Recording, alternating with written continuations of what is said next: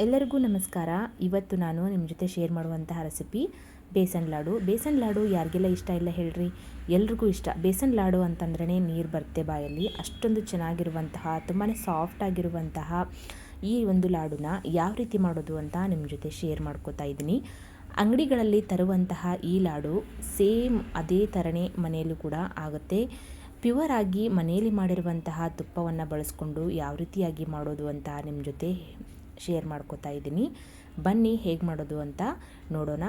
ಮೊದಲಿಗೆ ಕಡಾಯಿನ ಬಿಸಿಗಿಟ್ಕೋತಾ ಇದ್ದೀನಿ. ಗ್ಯಾಸನ್ನು ಆನ್ ಮಾಡಿಕೊಂಡು ಕಡಾಯಿನ ಬಿಸಿಗಿಟ್ಕೊಂಡು ಅರ್ಧ ಕಪ್ ಆಗುವಷ್ಟು ನಾನು ತುಪ್ಪನ ತೊಗೊಂಡಿದ್ದೆ. ಅದರಲ್ಲಿ ಸ್ವಲ್ಪ ಹಾಕ್ಕೊಂಡು ಅದೇ ತುಪ್ಪ ಯಾವ ಕಪ್ನಲ್ಲಿ ತೊಗೊಂಡಿದ್ದೆ ನಾನು ಅದೇ ಕಪ್ಪಿನ ಅಳತೆಯಲ್ಲಿ 2 ಕಪ್ ಆಗುವಷ್ಟು ನಾನು ಬೇಸನ್ ಹಿಟ್ಟು ಅಂದರೆ ಕಡಲೆ ಹಿಟ್ಟು, ಬೋಂಡಾ ಬಜ್ಜಿಗೆಲ್ಲ ಯೂಸ್ ಮಾಡ್ತೀವಲ್ಲ ಆ ಕಡಲೆ ಹಿಟ್ಟನ್ನು ತೊಗೊಂಡಿದ್ದೀನಿ. ಅದನ್ನು ಅಳತೆ ಮಾಡಿ ತೊಗೊಂಡು ಇಟ್ಕೊಂಡಿದ್ದೆ ನಾನು. ಅದನ್ನು ಇವಾಗ ಹಾಕ್ಕೊಂಡು ಇದು ಒಳ್ಳೆ ಘಮ ಬರಬೇಕು ಅಲ್ಲಿವರೆಗೂ ನಾವು ಫ್ರೈ ಮಾಡ್ಕೊಳ್ಳೋಣ. ಇದನ್ನು ನೋಡ್ತಾ ಇರ್ಬೋದು, ಈ ಗಂಟುಗಳೆಲ್ಲ ಉಂಡೆ ಥರ ಆಗಿದೆಯಲ್ಲ, ಇದನ್ನು ನಾವು ಈ ಸ್ಪೂನಲ್ಲೇ ಸ್ಮ್ಯಾಶ್ ಮಾಡ್ಕೋತಾ ನಾವು ಇದನ್ನು ಹುರ್ಕೋಬೇಕಾಗತ್ತೆ. ನೋಡ್ತಾನೆ ಇದು ಕಲರ್ ಕೂಡ ಚೇಂಜ್ ಆಗ್ತಾ ಇದೆ, ಇನ್ನೂ ಸ್ವಲ್ಪ ಆಗಬೇಕು. ಹಾಗೆಯೇ ಇದ್ರ ಘಮ ತುಂಬಾ ಚೆನ್ನಾಗಿರ್ತೈತೆ ನೋಡ್ರಿ. ನಾವು ಎಷ್ಟು ಚೆನ್ನಾಗಿ ಹುರಿತೀವಿ ನೋಡ್ರಿ, ಅಷ್ಟು ಚೆನ್ನಾಗಿ ಒಂದು ಒಳ್ಳೆ ಪರಿಮಳ ಬರುತ್ತೆ ಇದರಲ್ಲಿಂದ. ಇದನ್ನು ಆ ರೀತಿಯಾಗಿ ಹುರಿದಾದ್ಮೇಲೆ ಇದು ಸ್ವಲ್ಪ ಉದುರಾಗಿ ಅನ್ನಿಸ್ತಾ ಇದೆ ಅಲ್ವಾ. ಇವಾಗ ನಾವು ತೆಗೆದಿಟ್ಟಿರುವಂತಹ ತುಪ್ಪನ ಸ್ವಲ್ಪನೇ ಹಾಕ್ಕೊಳ್ಳೋಣ.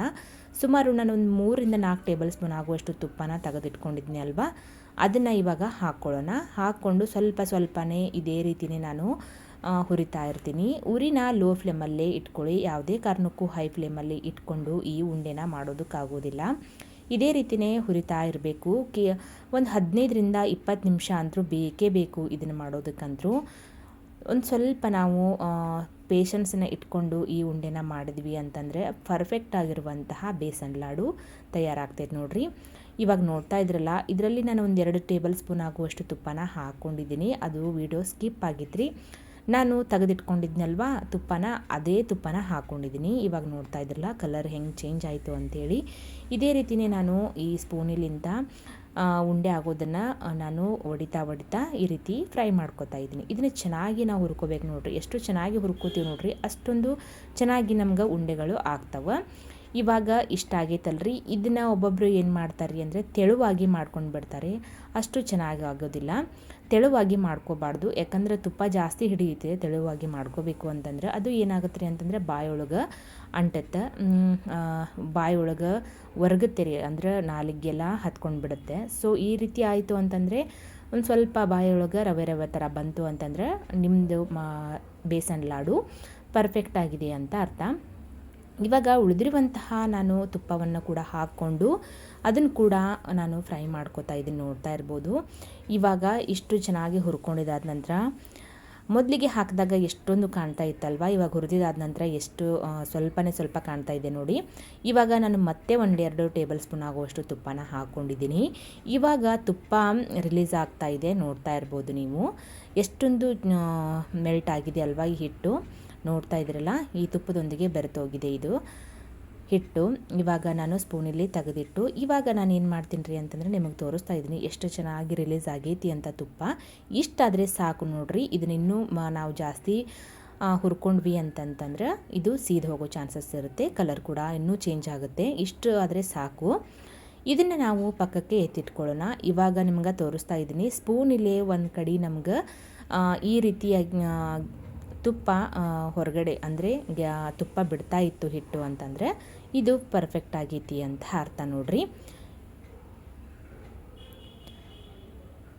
ಇದನ್ನು ಸ್ಲೋ ಆಗಿ ಹುರ್ಕೋಬೇಕಾಗತ್ತೆ. ಇದನ್ನು ಹುರಿದಿದ್ದಾಗೈತಿ. ಇವಾಗ ಗ್ಯಾಸನ್ನು ಆಫ್ ಮಾಡಿಕೊಂಡು ಪಕ್ಕದಲ್ಲಿ ಎತ್ತಿ ಇಟ್ಕೊಳ್ಳೋಣ. ಇದನ್ನು ಹೀಗೆ ಬಿಟ್ವಿ ಅಂತಂದರೆ ಇದ್ರ ಕಲರ್ ಕೂಡ ಚೇಂಜ್ ಆಗಿ ಹೋಗುತ್ತೆ ರೀ, ಯಾಕಂದರೆ ಕಡಾಯಿ ತುಂಬಾ ಬಿಸಿಯಾಗಿರುತ್ತೆ.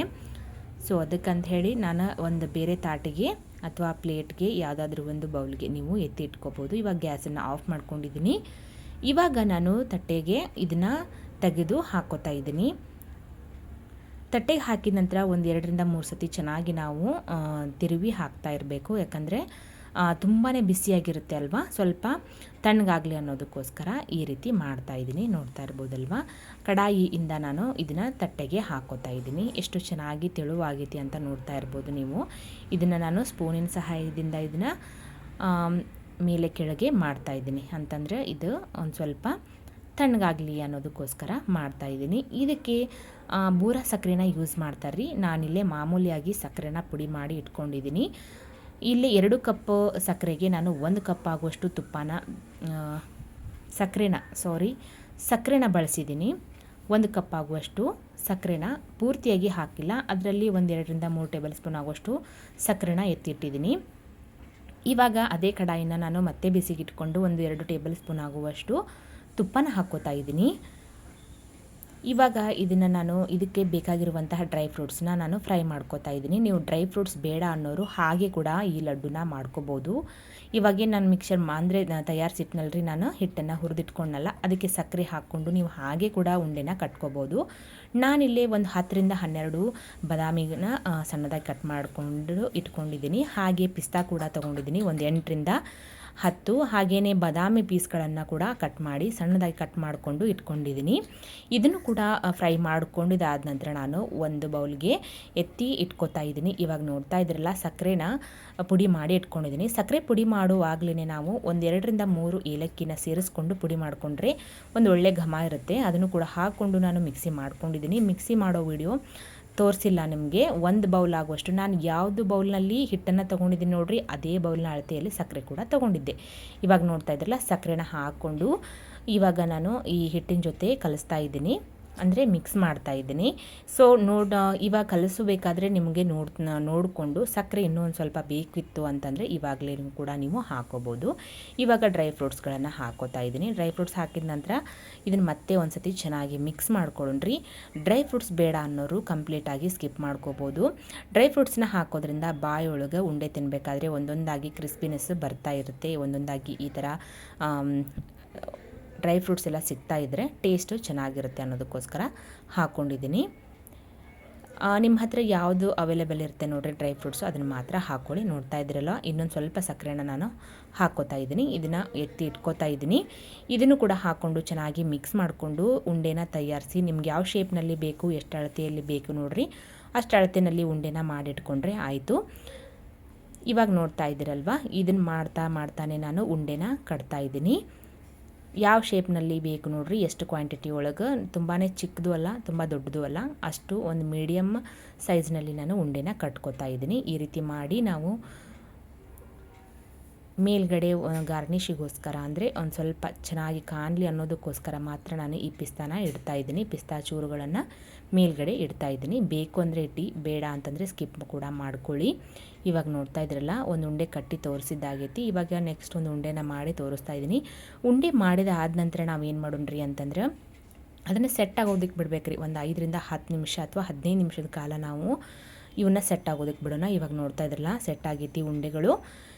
ನಾನು ಮಾಡುವಾಗಲೇ ನನ್ನ ಮಗ ತಿಂದಿದ್ದ ಒಂದು 2 ಉಂಡೆನ ತೊಗೊಂಡಿದ್ರು.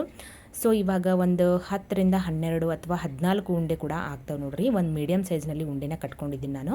ಇದು ಸೆಟ್ ಆಗೋದಕ್ಕೆ ಬಿಟ್ಟಿದ್ನಲ್ವ, ಇವಾಗ ನಿಮಗೆ ಒಡೆದು ತೋರಿಸ್ತಾ ಇದ್ದೀನಿ ಯಾವ ರೀತಿ ಪರ್ಫೆಕ್ಟಾಗಿ ಬಂದೈತಿ ಅಂಥೇಳಿ. ಈ ರೀತಿ ಪರ್ಫೆಕ್ಟಾಗಿ ಬಂದೈತಿ, ಒಡೆದು ತೋರಿಸ್ತಾ ಇದ್ದೀನಿ ನಿಮಗೆ. ಈ ವಿಡಿಯೋ ನಿಮಗೆ ಎಲ್ಲರಿಗೂ ಇಷ್ಟ ಆಗೈತಿ ಅಂತ ಭಾವಿಸ್ತೇನೆ. ಇಷ್ಟ ಆದರೆ ಈ ವಿಡಿಯೋಗೆ ಒಂದು ಲೈಕ್ ಕೊಡ್ರಿ. ಹೆಚ್ಚು ಇಷ್ಟ ಆಯಿತು ಅಂತಂದರೆ ನಿಮ್ಮ ಫ್ರೆಂಡ್ಸ್ ಆ್ಯಂಡ್ ಫ್ಯಾಮ್ಲಿಗೂ ಕೂಡ ಈ ವಿಡಿಯೋನ ಶೇರ್ ಮಾಡಿರಿ.